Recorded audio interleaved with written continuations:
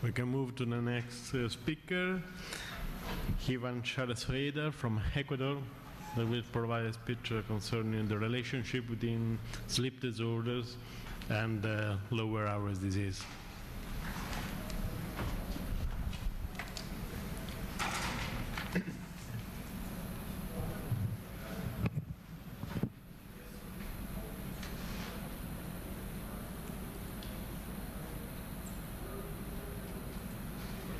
Good afternoon, dear colleagues.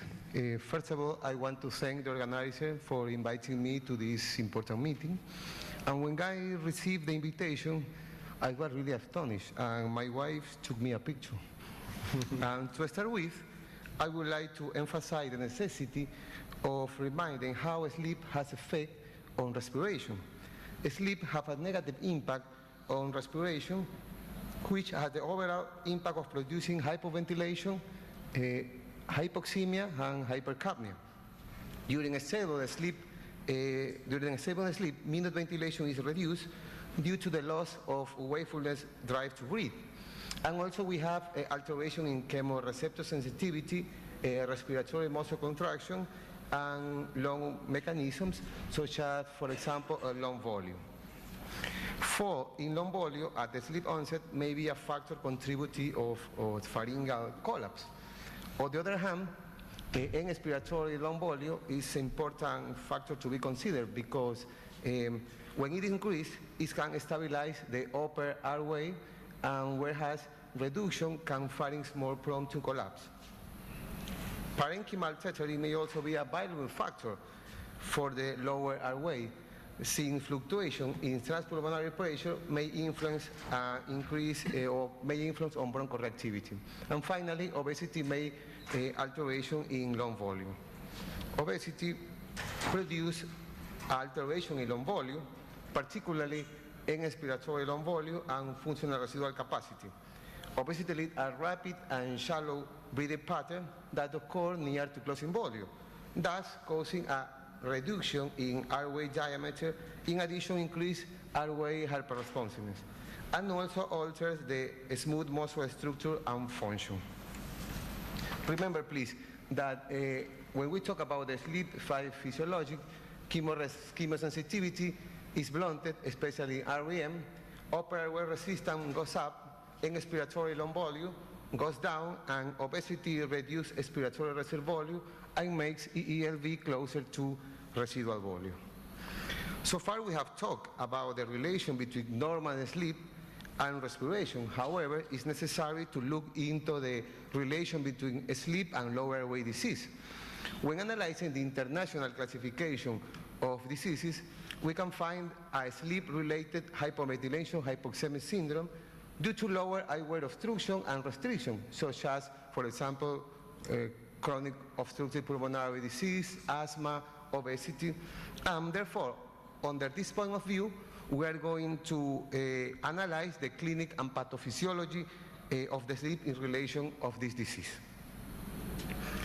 When we talk about the epidemiology of COPD, we need to remember that incidence of COPD has been increasing over several decades, projected to be the third cause of death in USA during the next 10 years.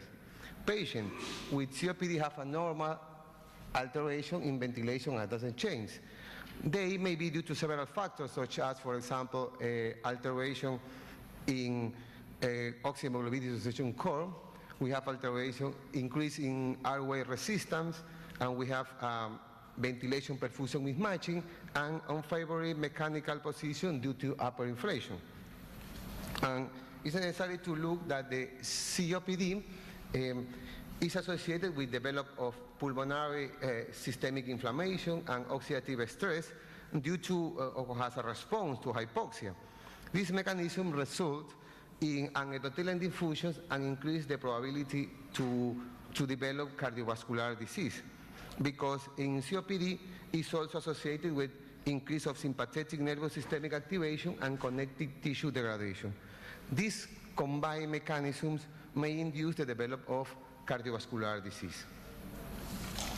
If we are talking about sleep obstructive apnea, the doctor talked about this, but remember that the sleep obstructive apnea is independently associated with systemic hypertension, as well as coronary artery disease, arrhythmia, and stroke.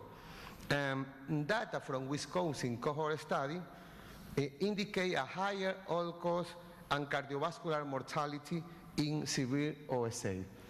Such patients will also develop daytime hypercapnia, particularly if this is associated with lower airway obstruction. And for instance, they have more chance to have pulmonary hypertension.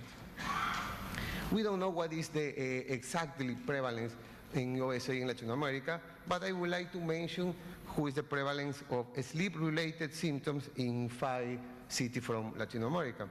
The prevalence of excessive daytime sleepiness is about 20%, but the habitual snoring, the prevalence of habitual snoring is between 40% to 66%. 40% for Guayaquil and 60% for Santiago de Chile. And we believe we have a higher prevalence of sleep-related symptoms in Latin America.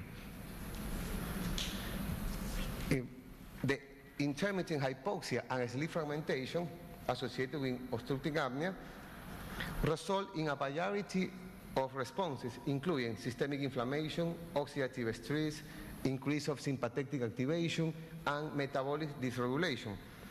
The various combined mechanisms of this mechanism promote the development of cardiovascular disease and atherosclerosis. At the moment, if we remember the different slides, we have similar mechanisms in COPD and obstructive apnea to promote a minor risk of cardiovascular morbidity.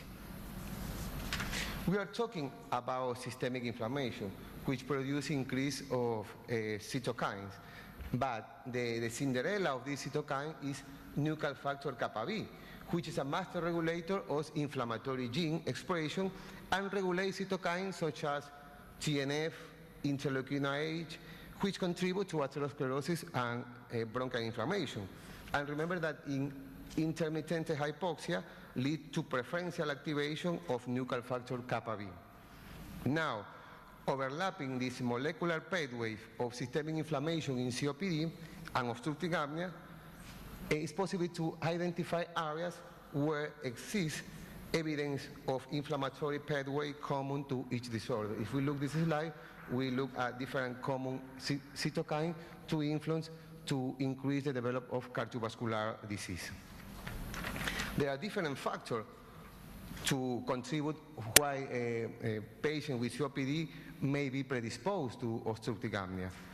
For example, neck obesity, which contributes to airway narrowing and increase the possibility to nocturnal oxygen desaturation. Truncal obesity promotes ventilatory disturbance by reducing chest wall, compliance, and respiratory muscle stretch. Furthermore, it is associated with reducing functional residual capacity. Cigarette smoking increases upper airway resistance, and the use of drugs, corticosteroid, promotes central obesity as well as fluid retention, and for instance, increase the upper airway narrowing. The combination of two diseases, COPD and obstructive apnea, has been denominated overlap syndrome for David French. This was a time when we thought that the prevalence of this disease was found higher in patients with COPD, but the sleep heart health study showed that the coexistence of this disease is only due to chance. But it's interesting because in patients with overlap syndrome have more risk to develop pulmonary hypertension and nocturnal desaturation. It has been demonstrated that the patient with asthma and